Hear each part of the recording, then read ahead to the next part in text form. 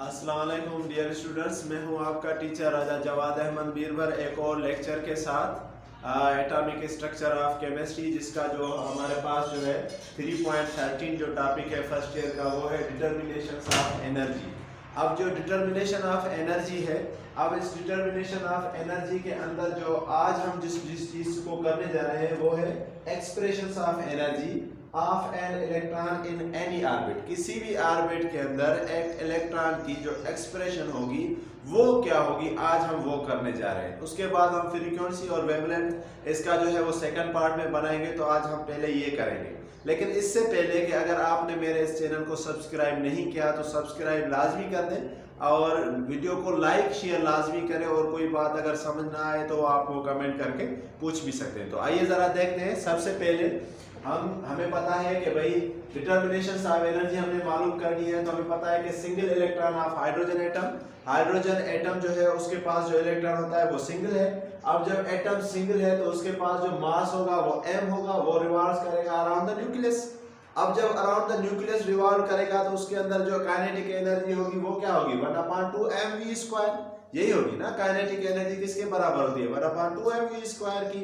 इसी तरह हमारे पास जो v है वो क्या है, वेलोसिटी ऑफ इलेक्ट्रॉन है, किसके चौधारी जो सर्कुलेट कर रही है अराउंड द न्यूक्लियस, यही होगा ना। तो काइनेटिक एनर्जी होगी 1/2 mv² और v हमारे पास वेलोसिटी होगी। उसके बाद the potential energy possess due to the position of isolated electron from the nucleus at a distance r। अब जो इसके अंदर जो है हमारे पास पोटेंशियल एनर्जी है वो कहां तक है, डिस्टेंस r तक। वो कहां तक है, डिस्टेंस r तक। अगर मैं यहां बनाऊं तो इसकी जो पोटेंशियल एनर्जी होगी वो इस तरह से होगी, डिस्टेंस r, ये हमारा पास न्यूक्लियस है और ये जो है यहां तक जो है वो हमारे पास r है, और ये हमारे पास क्या है, इलेक्ट्रॉन है, और ये उसकी जो है वो क्या शो कर रही है, कि वेलोसिटी शो कर रही है। ठीक है जी। और जब इलेक्ट्रॉन है तो उसका हमारे पास मास भी होगा। ठीक है जी। तो इसी तरह अगर हम r की बात करें तो r जो है वो हमारे पास क्या होगी, -ze²r। क्या होगी, -ze²r। ठीक है जी। तो अगर हम टोटल एनर्जी मालूम करें तो टोटल एनर्जी किस तरह मालूम होगी भाई, काइनेटिक एनर्जी से पोटेंशियल एनर्जी माइनस होगी।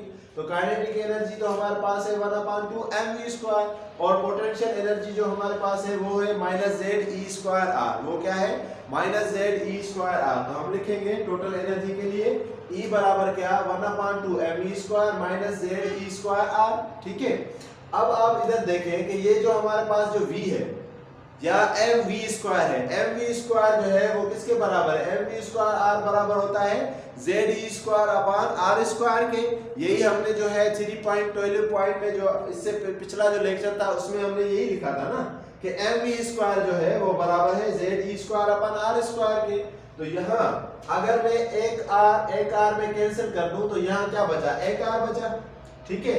तो mv² किसके बराबर हुआ, ze² और अपान r के, ze² और अपान r के। तो इस ze²r को यहाँ पे mv² की जगह क्या कर रहा हूँ, पुट कर रहा हूँ। हमने क्या किया कि 1/2 वैसे का वैसा, और ये mv² है उसकी जगह पर हमने क्या लिख दिया, ze²r। क्या लिखा, ze²r। अब ये जो ze² है, अगर आप हम इनकी एलसीएम निकालेंगे तो एलसीएम क्या आएगी, 2r। ठीक है जी।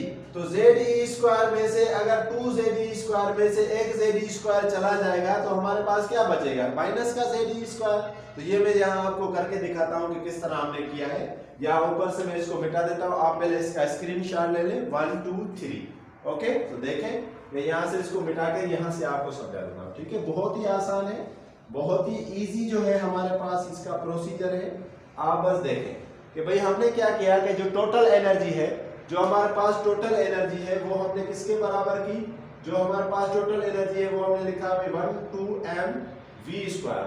mv²। उसमें से हम क्या करेंगे, माइनस करेंगे ze² और r को, यही है ना, ze² और r को।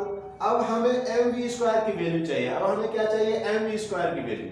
तो mv²r जो है वो बराबर किसके है, ze² अपान r², इसके बराबर है ना, ze² अपान r²।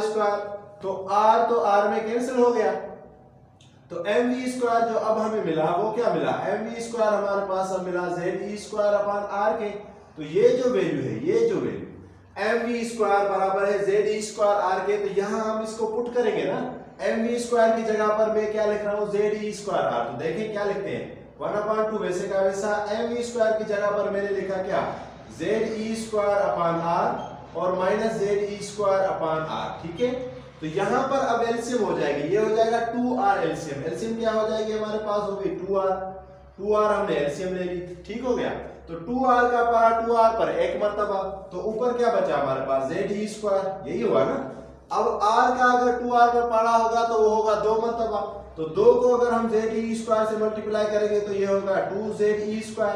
अब ये है 2ze² माइनस के और ये है 1ze² प्लस का, तो हमारे पास क्या बचा, माइनस का ze² और अपान क्या हमारे पास 2r। तो यही हमने लिखा है ना नीचे, आप देखें यही हमने नीचे लिखा है कि हमारे पास क्या बचा, माइनस का ze² अपान 2r, यही हमारे पास मिला।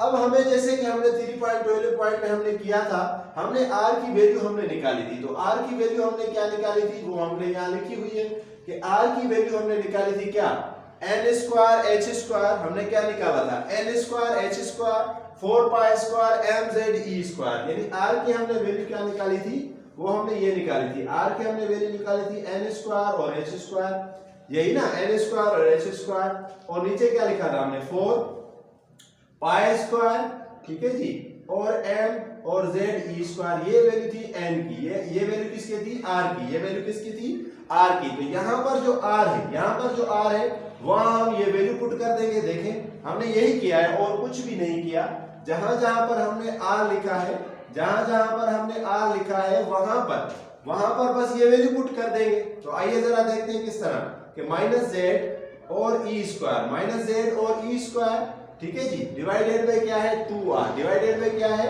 2r का मतलब है कि 2 r की वैल्यू हमारे पास क्या है भाई, r की वैल्यू है n² और h², डिवाइडेड बाय क्या है 4π² m और ze², यही है ना।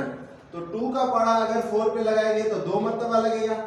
अब ये क्या है, डिवाइड के अंदर, ये क्या है डिवाइड के अंदर, यहां मैं लिख लेता हूं कि ये क्या है -ze² है, और डिवाइड के अंदर क्या है हमारे पास n² है, h² है, और यहाँ क्या बचा भाई 2π² बचा, m बचा और ze² बचा। हमने और कुछ नहीं किया, 2 का पढ़ा जो 4 पे लगाया 2 मर्तबा, फिर इसी रकम को वैसे ही वैसे डिवीजन के अंदर हमने लिख लिया है। किसके अंदर हमने लिख लिया है, डिवीजन के अंदर। किसके अंदर लिख लिया, अब आपको पता है कि जब डिवीजन को हम चेंज करते हैं मल्टीप्लिकेशन में, तो नीचे वाली रकम ऊपर चली जाती है, ऊपर वाली रकम कहां चली जाती है, नीचे। तो यहां अगर मैं इसको इस तरह लिखूं तो लिख सकता हूं, या मैं नीचे लिख लेता हूं कि अगर मैं इसको इस तरह लिखूं कि -z e², ये रकम अगर ऊपर चली जाए तो ये क्या होगा, ये ऊपर चली जाएगी 2π² m ze² और n² h² कहां चला आएगा, नीचे, ये नीचे आ गई। अब इसको हमने और कुछ नहीं किया, बस मल्टीप्लाई किया है। क्या किया है, मल्टीप्लाई किया है, 2 आगे आ गया, तो ये क्या होगा -2π², ठीक है जी, m वैसे का वैसा, ठीक है, और एक z ये है और एक z ये है। तो आपको पता है कि हमारे पास मल्टीप्लिकेशन का रूल है।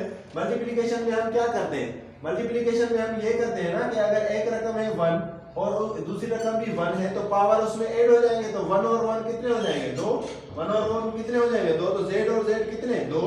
इसी तरह e2 और e2 कितने हो जाएंगे, 4, ठीक है, तो ये हो गए 2 और ये 4, और नीचे कितना n² और h²। तो ये जो हमारे पास एक्सप्रेशन आई है, ये जो हमारे पास एक्सप्रेशन आई है, या ये जो हमारे पास एक्सप्रेशन आई है, ये एक्सप्रेशन हमने मालूम की है किसी भी इलेक्ट्रॉन की किसी भी ऑर्बिट के अंदर एनर्जी की एक्सप्रेशन की। तो यहां तक अगर आपको कोई भी चीज समझ ना आए तो आप वो कमेंट में भी पूछ सकते हैं, वीडियो को रिपीट करके देखें, और नोटबुक पर अगर लिखेंगे तो आपको आसानी से समझ आ जाएगी। अगले पार्ट में हम इसके वेव्स और फ्रीक्वेंसी को जो है वो एक्सप्लेन करेंगे। Thank you very much.